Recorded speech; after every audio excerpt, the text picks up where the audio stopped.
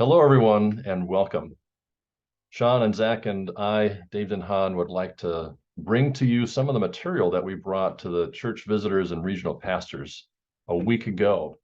And we're presenting it to you this way because, well, yours truly forgot to make some arrangements. And so the recording didn't happen like we wanted it to. We did record the specific session for church visitors and the specific session for regional pastors, but we didn't record the session where Zach and Sean and I delivered some of the goods. So we're going to do that in a maybe a little bit briefer video today, and wanting you to benefit as much as possible from the conversation that we had last week by delivering it to you this way this week. So we're thankful that you're here watching this video, and I'm just going to turn it over right away here in a moment to Sean as he walks us through the first of 8 observations that we here at PCR, or now as we're called Congregational Ministries, have made in the course of our work over the last while. So like I say, 8 observations, and then about 5 or so resources that we think it'd be wise for you to be aware of. So again, thanks for coming, thanks for watching, and Sean, I'm going to turn it over to you. Yeah, thanks, Dave. One of the big things that we're seeing in our consultation work that probably won't surprise any church visitors or regional pastors is that there seems to be less tolerance of difference in our churches. So like it used to be, I think, that you could be a CRC pastor from like a rural, maybe conservative background, but you could serve a city church in the CRC and that would be okay. And increasingly we're finding that it's harder for those kinds of different cultural backgrounds to come together. It seems like people have a higher expectation on their pastor to line up with them in, say, their political views or social views, cultural views, in a way that seems to be different than in the past and is putting a lot more pressure on pastors and churches to have like a perfect fit. And that's just increasing a lot of stress for churches and pastors. Thanks, Sean. And that perfect fit is characteristic of another trend that we're seeing both with pastors, but also with churches, is the idea of elevating what makes each unique, what stands out, what strengths, what skills the pastor, let's say, might have that sets him or her apart from their peers. And on the one hand, we see this as a very positive trend when pastors understand what they bring to the table, their unique approach to ministry, when they can own those gifts, and it just helps them to be more bold in using them and to gain more fruit from it. We also see it in churches where, as they are looking for a new pastor, they'll highlight a bit about what makes their context or their ministry or their church even unique. And so, just as Sean mentioned, kind of gone are the days where any CRC pastor could just fit into any CRC church.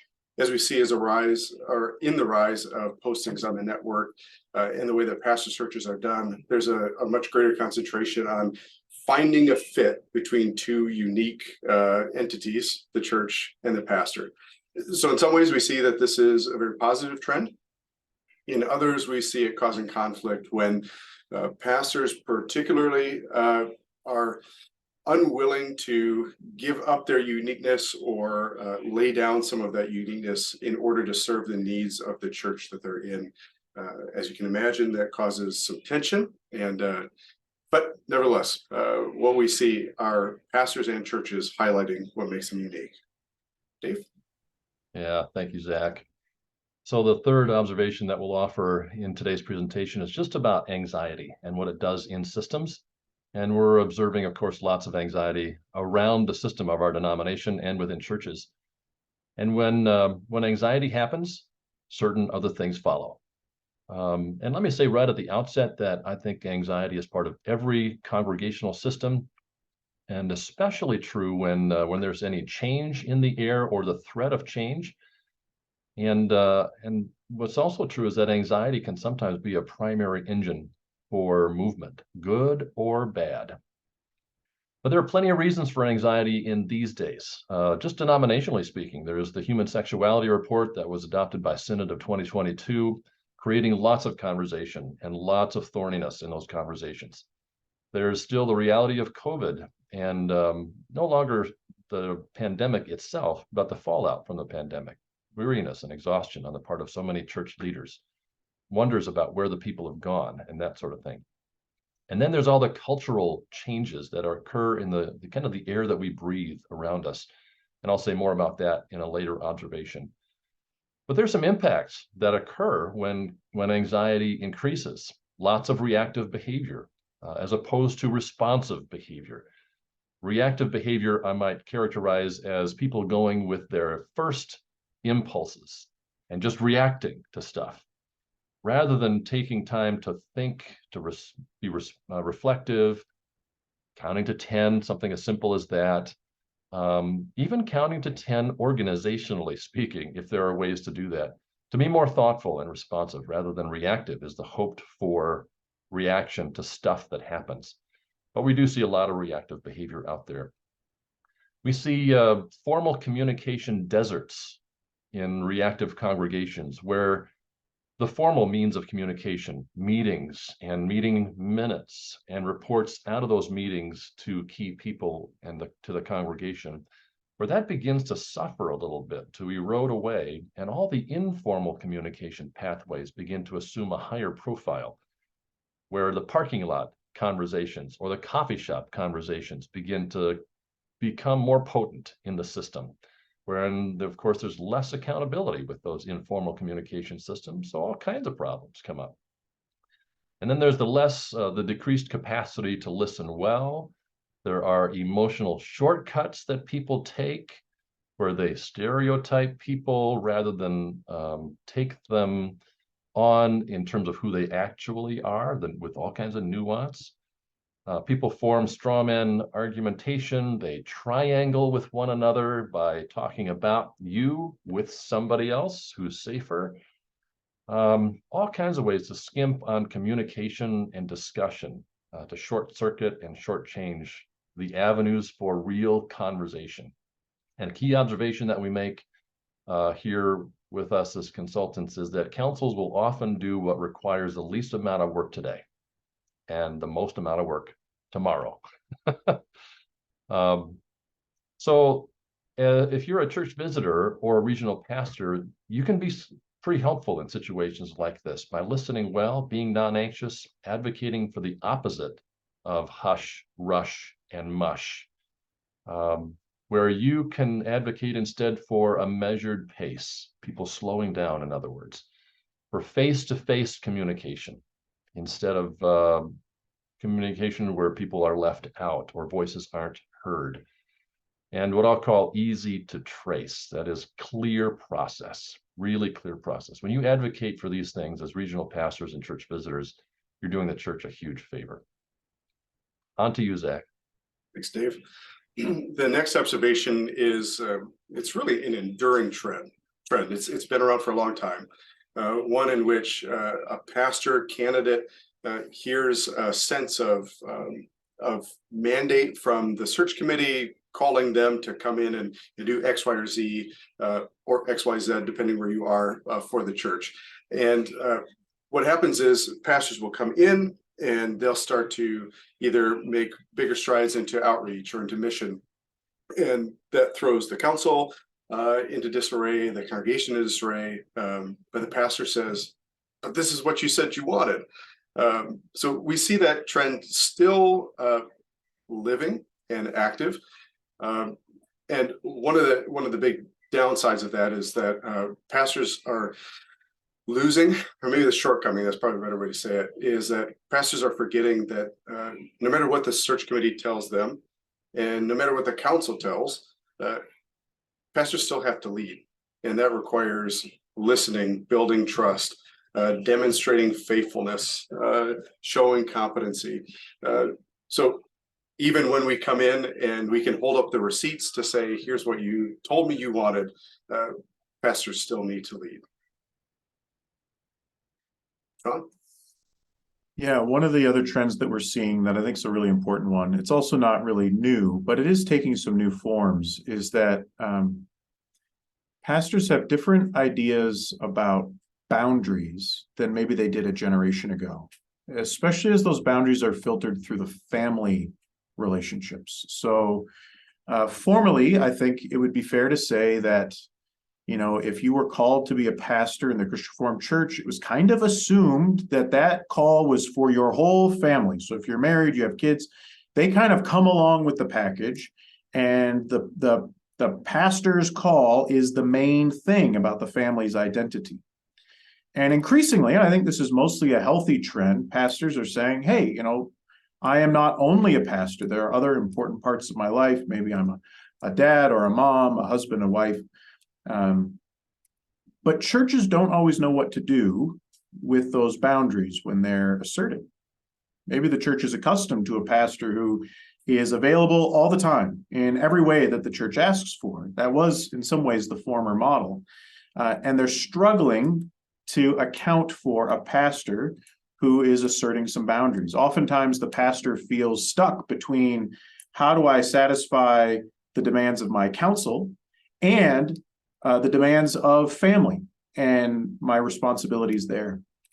One of the things I sometimes will say, and I mean this to be a little bit provocative, but I'll say, you know, if pastors stopped caring about the needs of their families, I think we could see a drop in the number of unpleasant Article 17s by 50% tomorrow.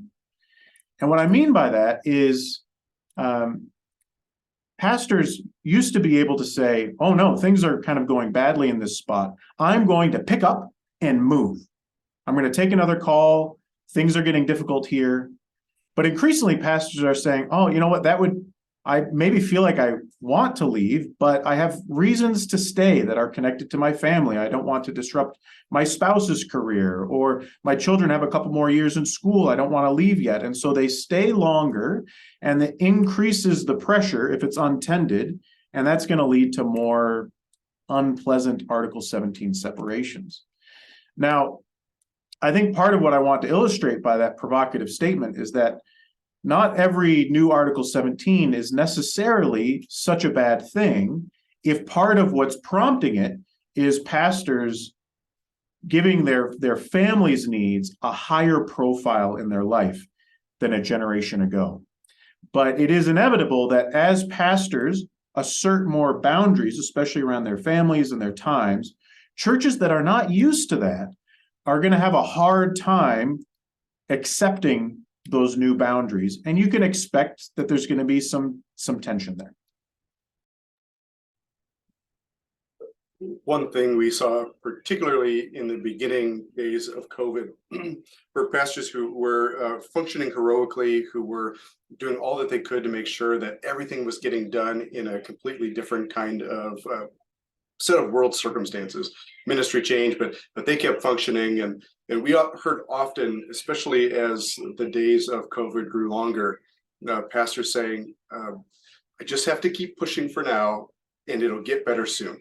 So if I just keep going, the church will get to a place where I can slow down or I can take a break. And this isn't a trend that's isolated just to COVID. It's actually still functioning pretty well today, in the sense that pastors are neglecting the signs of exhaustion, of burnout, and even of depression, with the idea that if we just keep going, I'll get to a space where I can have some time off. I may be struggling now, but it'll get better soon if I can just get to this date. And then it becomes that date. And then it becomes a date further down the road, and the pastor falls further and further into burnout and depression. And so what we'd love to see in response to this is pastors being proactive in taking time for themselves, attending to their well-being. If you're struggling, now is the time to get help. Another cause of challenges in the churches we're consulting with right now is actually pretty new, and it's connected to the decisions of Synod 2022 related to human sexuality.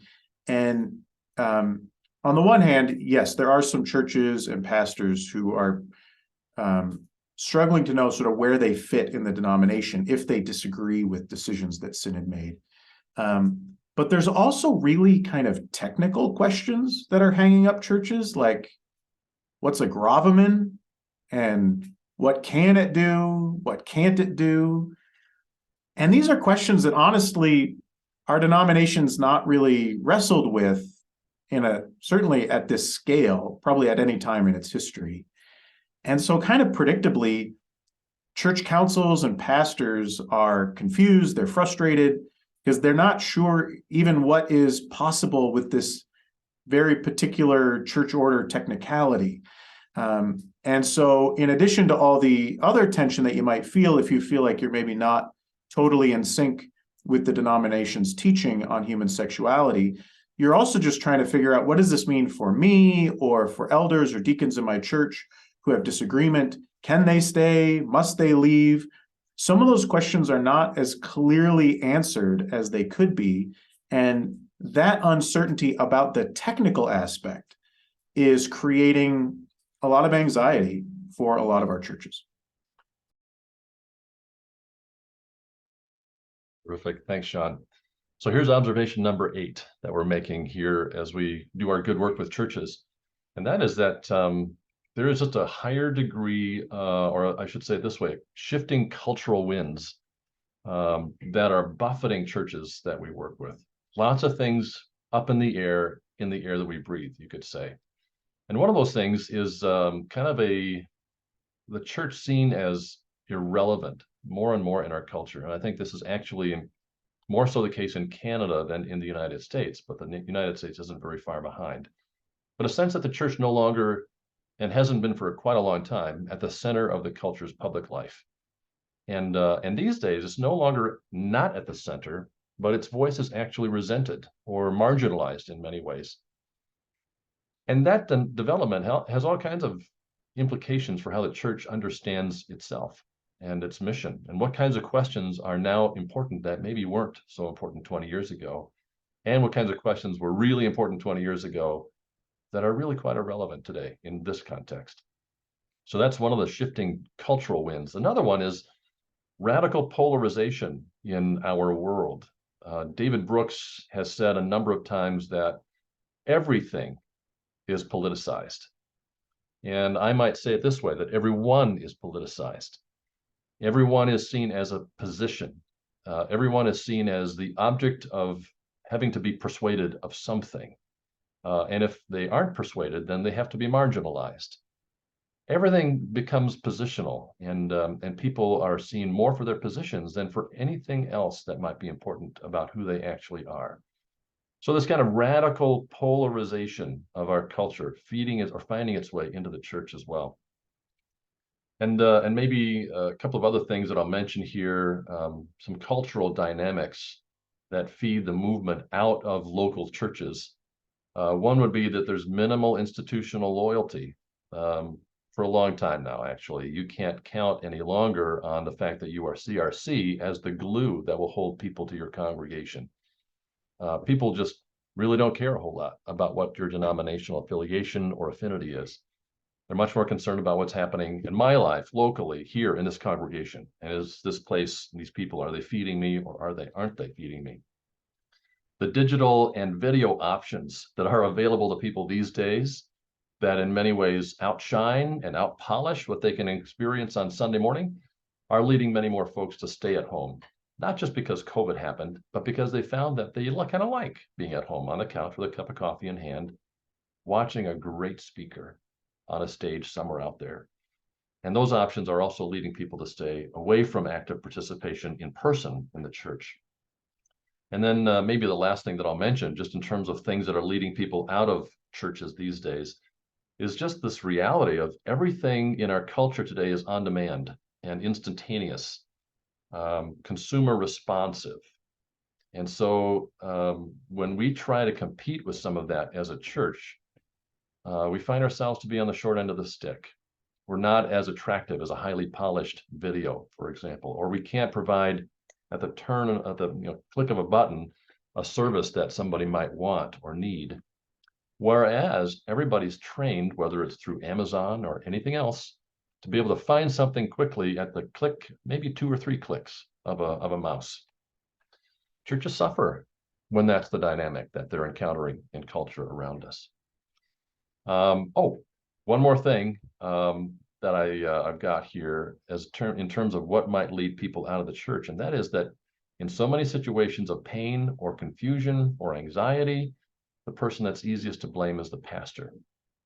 And if I detect that the pastor's not on the way out, or that she's going to be here for a while, I'm going to find some other place. The pastor is easy to blame, in other words, for all kinds of things. And if I'm not sure that there's a transition that's going to happen in the next year or 2 or 3 or whatever, I'm going to transition myself out of this church. So 8 observations, everybody, from us here at PCR or Congregational Ministries, 8 observations coming out of our work with churches and pastors. And now we're just going to change gears a little bit and offer to you 5 resources that would be helpful for you to be aware of. And in the email that accompanies this video, I'll make sure that there are links to all this stuff. So for now, I'm just going to turn it back to you, it looks like, Sean, and leading us into that first resource. Sure. Thanks, Dave. First resource we want you to be aware of is the Article 17 website, which is more exciting than it sounds, but maybe not much more exciting. One of the things that we heard loud and clear from pastors, councils, church visitors, other classes functionaries is that the Article 17 process itself, just navigating that process well, is difficult. It's unclear who's responsible for what, when, and so you've got oftentimes an already kind of painful situation that gets worse because everybody's dropping the ball and nobody knows what happens next. So what we did is we compiled basically all the official stuff about how Article 17 is supposed to work.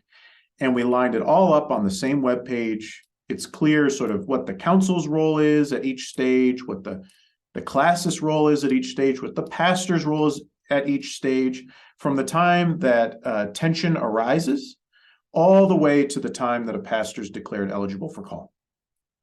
And the idea is we want to make it really easy for you to access the process stuff so that you can focus on the more important relational discernment stuff.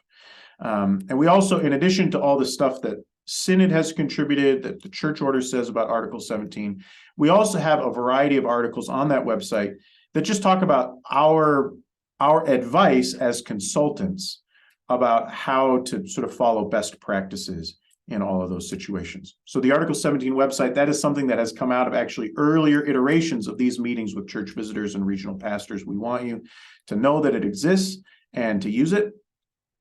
Another resource that we want you to be aware of is it was created to sort of coincide with Synod's decisions this past summer. It's called Next Steps Discernment Process. And the idea is, after Synod's decision, your congregation may have a sense that they have something to do. Maybe, one of the things that Synod made really clear is we've not done a good job as a denomination in our discipleship and pastoral care of those who are same-sex attracted, gay or lesbian. And we need to do better at that. So maybe your church needs to find a way to talk about that. Well, guess what? Talking about things like human sexuality in a congregation, it can go sideways fast. So Next Steps Discernment tries to provide some guardrails to prevent you from going off a cliff in how you conduct that conversation. You also might have a situation, some of our churches are wondering, oh man, we feel really out of sync with that decision. We disagree with it. Maybe we vehemently disagree with it. And we wonder if maybe we need to disaffiliate from the denomination. The process is also easily adapted to help a congregation and a council conduct a discernment like that. Or even another use of the Next Steps discernment process is a church that says, you know what, we're largely in agreement. Maybe we like what Synod said, we think it's a good thing, but we anticipate that there are some people in our church for whom this decision, it's going to be one that they disagree with, or at least they're going to have some questions and concerns about. And so Next Steps Discernment tries to lay out a path where you might clarify to your congregation that, yeah, we are in step with Synod's decision, but still invite from those who maybe disagree or who have concerns for them to articulate their concerns constructively for the benefit of the council, so that the council can provide the kind of leadership that's most appropriate to the season your church is in. So again, the link is on the website. I'd encourage you to check out Next Steps Discernment. Sure. We continue to offer the Berkman assessment as our primary tool to help pastors grow in their own self-awareness. And just connecting it back to the observations that we've made, we find the Berkman to be so helpful when we talks about, we see the observation or the trends of that differences are tolerated less well than they have been in years past. And so the Berkman is a great tool to help pastors understand how do they engage those kinds of conversations, especially when their anxiety is increasing. What are the kinds of warning signs that they can see in terms of stress behaviors that when they begin to show up, they recognize that they're going to be damaging relationships or communicating ineffectively. And so the Berkman assessment is a very helpful tool for pastors. When you have pastors who are in the midst of conflict, when they're wondering about, should I be considering another call? Should I stay in the church that I'm currently serving? Or even the question, what is God doing in me? How has he been developing me and shaping me? Going back to that trend of pastors wanting to understand their own uniqueness in ministry. The Berkman is very helpful for all of those. The Berkman remains at an affordable price for CRC pastors at $140 per assessment. The 90-minute review of their results afterward is free to the pastor, and it's covered through the generous giving of our churches through ministry shares. It's available to you, regional pastors, for free as well. It continues to be a great resource that we offer widely. The other resource that I'd like to share with you is maybe a little unorthodox for this group. It's the newest edition, the 4th edition of the Mentoring Manual. It's a complete rewrite that was just completed mid last year. And we offer this resource to you for a couple of reasons. One, the philosophy behind it is based on the work that we've been doing in our Thriving Together grant project, looking and learning from pastors who are going through big transitions in their ministries. And out of that came an exercise we call the Circles of Calling, which are really 3 lenses that help us look at our calling from God to serve him in the church. And so we look at the role that God calls pastors into. What do pastors do? We look at the context in which that pastor is serving. What's unique about it? What is descriptive about that? And then we look at a third lens called the person. What are the life circumstances and the experiences that each of us bring into how we fulfill that role in a context? And the mentoring manual is written from that perspective so that each module has very helpful questions centered around different experiences that pastors will have in ministry, specifically in their first 5 years, but also beyond. And so this would be a great resource for you as you're meeting with pastors to generate some great questions, to use any of those modules, even with seasoned pastors, from the perspective of who is God calling you to be, how is he calling you to function, and where is he calling you to live that out? Terrific. Thanks, Zach. So just a couple of other resources to put on your plate here, everybody. The first one may be a blessing perhaps for councils primarily, and that is a course that our wonderful colleague Elaine May has developed called Thriving Essentials. And it is a training course for anybody who aspires to leadership in the church, whether that leadership position is as an elder or a deacon, or even as a cadet counselor, GEMS counselor, Bible study leader, or what have you. This is the kind of course that will orient a person to what leadership means in the church setting and why that's unique, how it's unique, and how best to live out that role. There's another couple of courses that will be developed pretty soon that will be alongside of that course, and that is a specific one for elders, Thriving for Elders, you might say, and another one for deacons. And those will be published subsequent to this. We'll hopefully get that out to the churches here pretty soon. A final resource is one that we want to put on your radar screen, and it's directed specifically to pastors, and that's the Pastor's Spiritual Vitality Index or Toolkit. It's a toolkit developed by Faith Formation Ministries and Pastor Church Resources a few years ago already. It's been around for a while, but we continue to find it to be a really valuable resource for pastors who are looking to connect more directly and closely and intimately with God so that he becomes their primary resource. So they are able to operate in ministry out of the relationship with him rather than simply out of their innate abilities. And that becomes such an important thing when things become tough, complicated, difficult. And that too, we'll have a link to that in the PCR website. I'll provide a link in the email that accompanies this video. And then maybe the final thing that we'll say, just in terms of resourcing, is the importance of all of you who serve as church visitors and regional pastors. You do some incredibly important work that would not be possible if you weren't in place and if it were simply up to us, Pastor Church Resources or Congregational Ministries. There are so many situations and conversations out there that you get to speak into as church visitors and as regional pastors. And we prize our relationship with you. We cherish the work that you do, and we believe that it is an important work in the hands of God, in the life of the church, Big C Church, in the lives of congregations, and in the lives of pastors. So we want you to hear us say this. Thank you for the work that you do.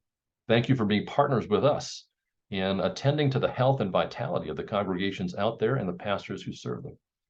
You are in some respects extensions of our office, although you are much more than that, of course. But we are glad to be in partnership with you and look forward to the conversations to come when we get to work shoulder to shoulder in a particular conversation, in a particular congregation. So friends, that's all that we have for you today. Thanks to Sean and Zach for partnering with me in bringing this material to you. And thanks again to you for being here watching this, and hopefully it's a blessing to you. God bless you, and we pray that God will lead you in your work.